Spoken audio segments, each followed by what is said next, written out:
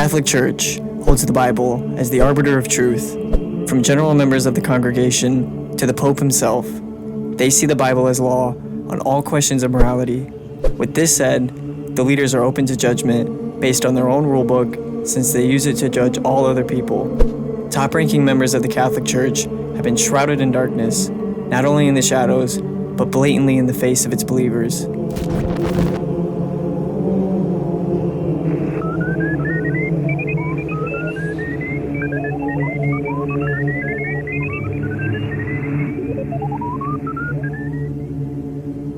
The worst offenders are the popes themselves. These, being the leaders of the Catholic Church, are looked up to by many under the Catholic belief. They are often referred to as Holy Father or Father Pope, the same name given to God himself. This directly contradicts Matthew 23:9-9. Not many of them have been referred to as God, but treated as God, as though they hold the power behind that name. The very Pope who fathered the Inquisition, Pope Innocent III, said, "The Pope holdeth place on earth, not simply of a man, but of a true God." This goes against multiple verses in the Bible, stating that God resides only in heaven. He's not the only one to make these bold claims, though. Pope Nicholas said, "I am in all, and above all, so that God himself, and I, the vicar of God, hath both one consistency, and I am able to do almost all that God can do. I then, being above all, seem by this very reason to be above all gods." End quote. Anyone would clearly see how ludicrous these statements are, with or without the belief in the biblical text. The popes are not the only ones to receive godlike praise. Mary, who is the mother of Jesus in the Bible, has been made to be looked at as a deity. To give an example, a famous Catholic bishop and writer, Alphonsus Liguori, explained in his writings that it is far more effective to pray to Mary as opposed to Christ himself. In the Franciscan Chronicles, it is related that Brother Leo, quote, "saw a red ladder, and that one day easily ascended, for our Blessed Lady stretched out her hand and helped them, so they got safely to heaven." This is illustrating Mother Mary acting in the role of Jesus Christ as a bridge between the heavens and the earth. Not only is she referred to godlike in text, but in art as well. In many artists' portrayals of Mother Mary, she's seen in a powerful stance, often holding a helpless baby Jesus. One could interpret these images as showing Mary as above and therefore holding power over Jesus. They even have a statue of her, which the United Nations call the International Pilgrim Statue of Fatima. This statue travels the world and is even prayed to. The Bible speaks ill of constructing idols or worshiping false deities. Exodus chapter 20, verse 4. "You shall not make an idol or any likeness of what is in heaven above, or on the earth beneath, or in the water under the earth. You shall not worship them or serve them, for I, the Lord your God, am a jealous God."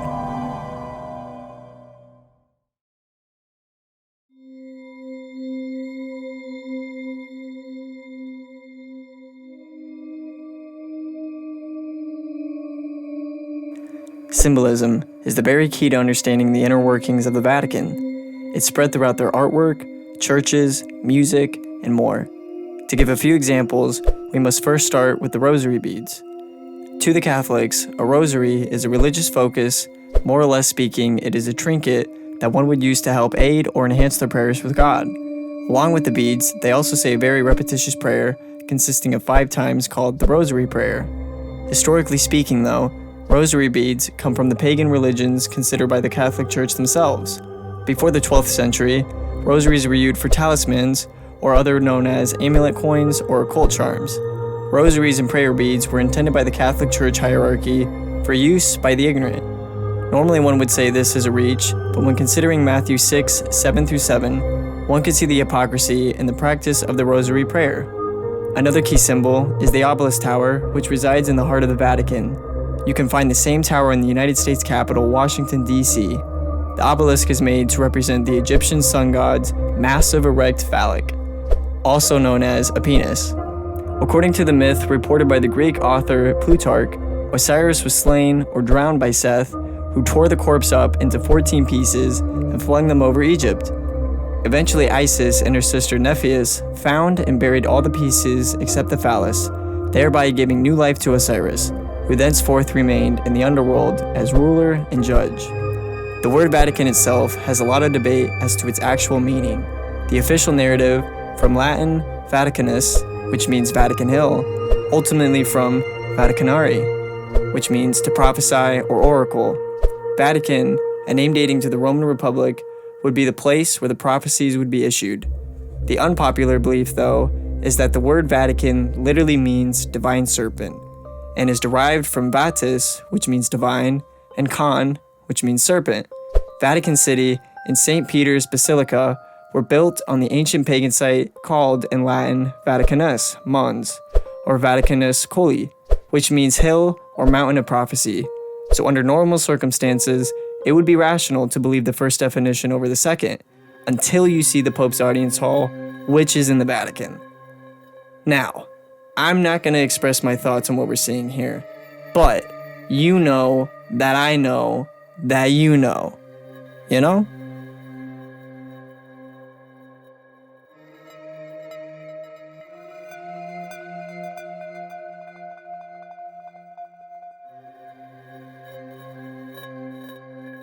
The Vatican has a long history of financial ups and downs.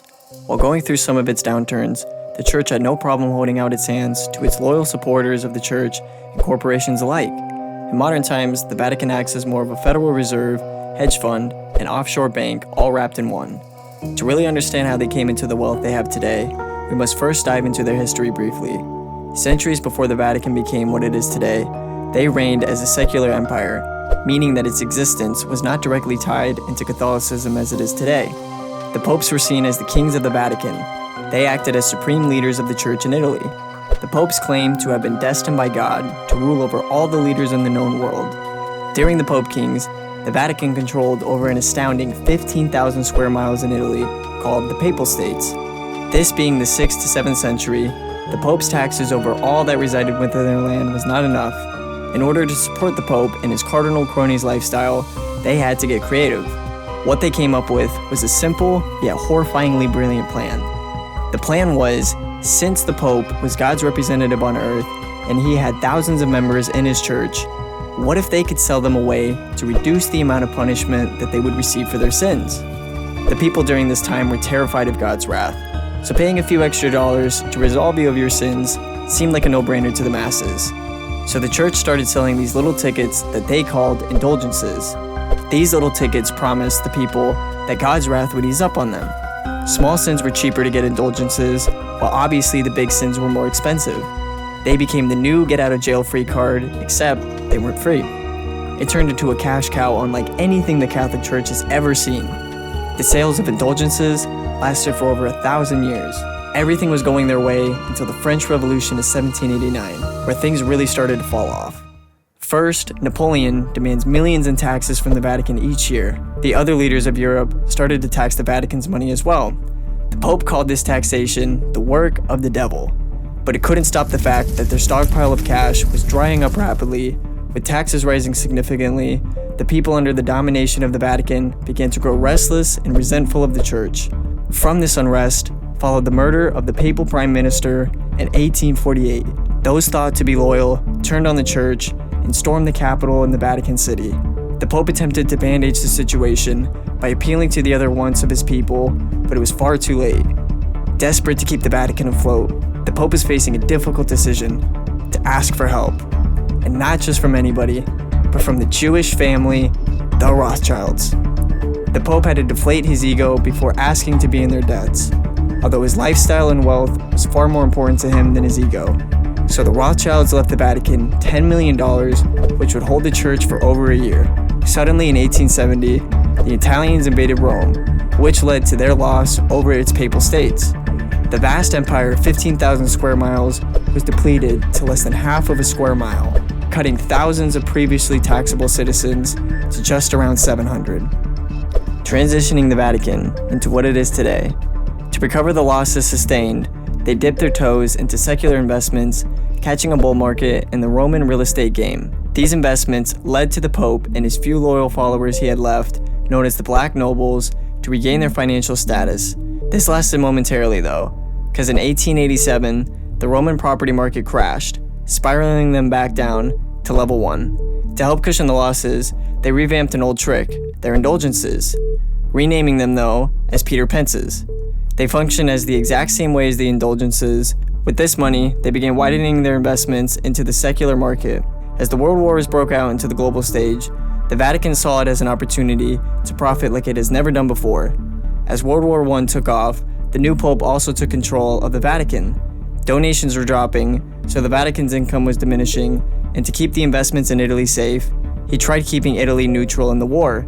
With little success though, since in 1915, the Italians declared war on Germany, joining the Allies.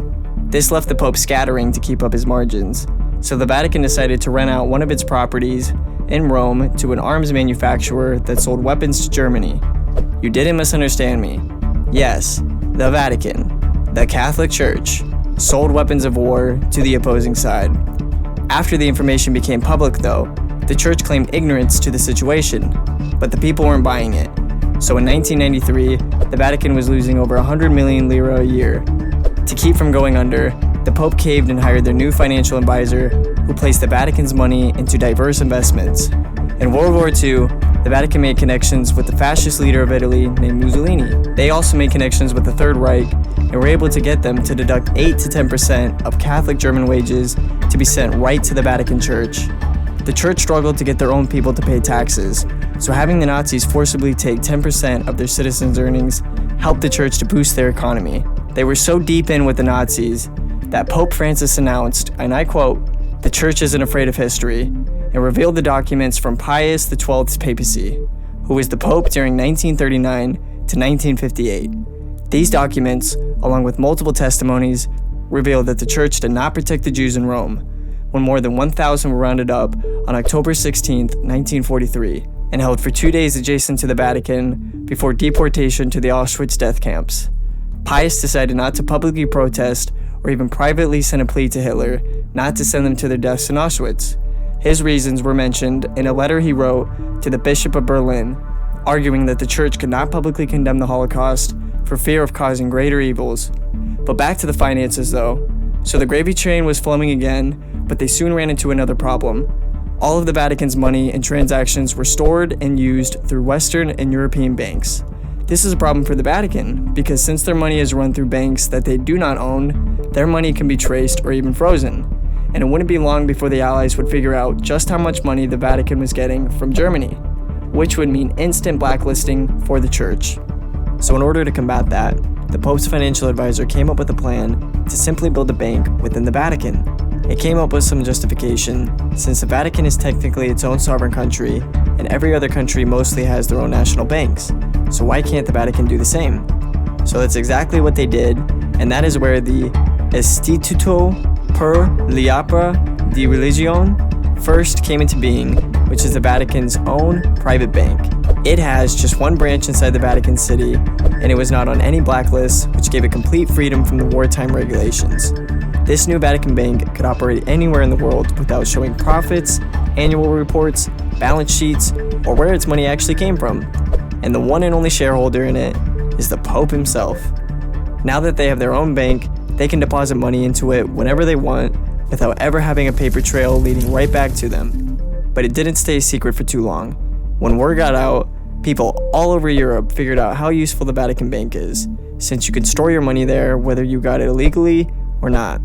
The OSS, which is the precursor to the CIA, even found out that Hitler was making regular deposits into the Vatican bank using a Swiss bank as a middleman. Coming up on the end of World War II, the Vatican would even take money from the Jews' life insurance policies who were sent to the camps. When the families later asked for their money that was rightfully theirs to begin with, the insurance companies demanded a death certificate, knowing that none of them had one or could even get one, thus keeping the money and depositing it right back into the Vatican bank. Hitler wasn't the only person to make deposits into the Vatican bank. The Vatican bank grew a reputation of being a great place to launder or hide your money. Everyone, from the mafia, drug money, racketeering money, and all other legal funds, would use the Vatican bank to store their money because, again, no one could trace it back to you. But it goes even deeper than just the money.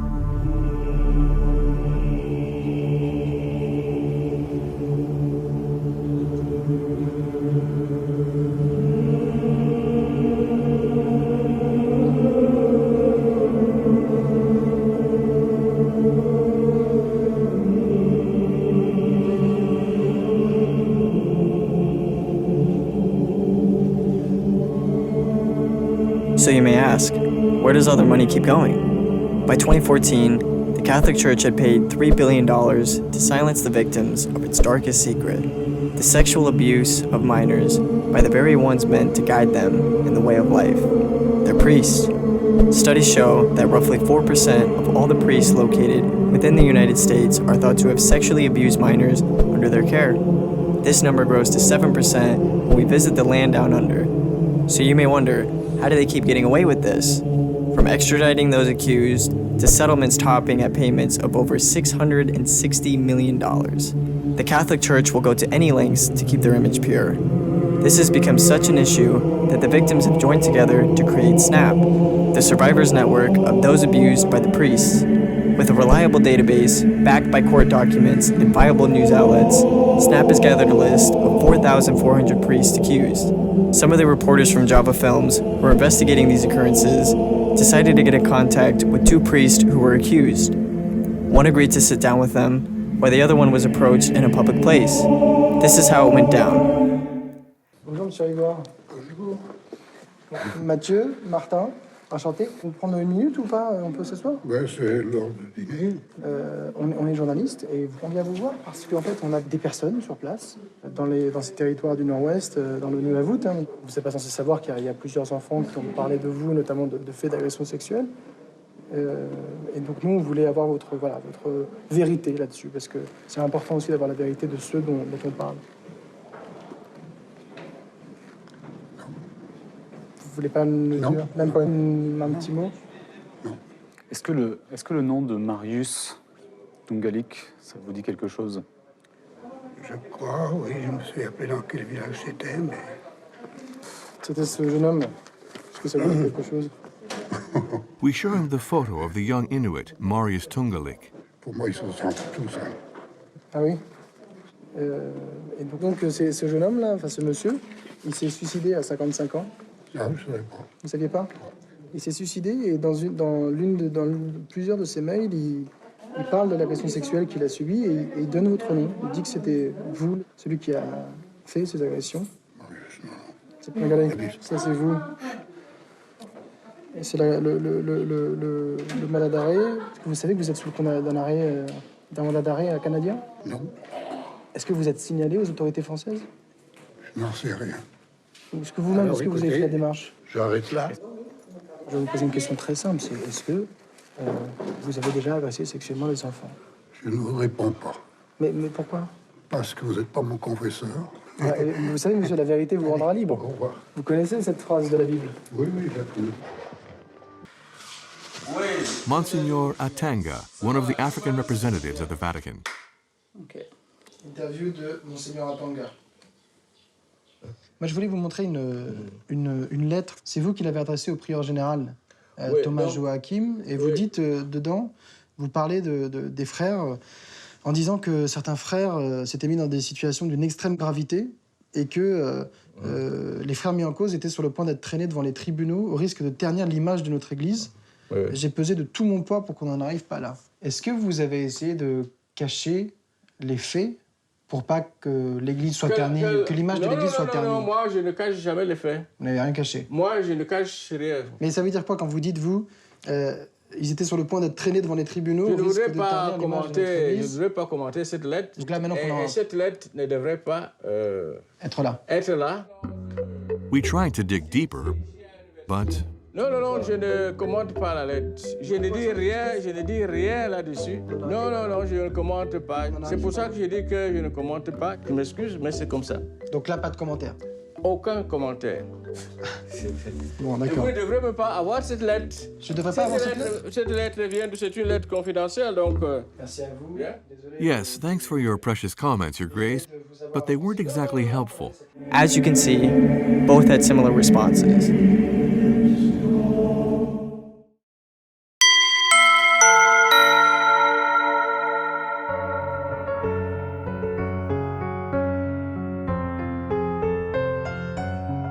Now, this wasn't all meant to attack the Catholic religion itself. It is merely to call out the corrupt group of individuals who have infiltrated the church and abused their power while doing so. They have taken advantage of the poor and faithful, while at the same time tainting the name of the faith that they claim to believe in. The ones meant to decipher the truth are shrouded in deception. Those meant to protect the young are the very monsters that they should be hiding from. And those looked at as the representatives of God himself are nothing more than wolves in sheep's clothing.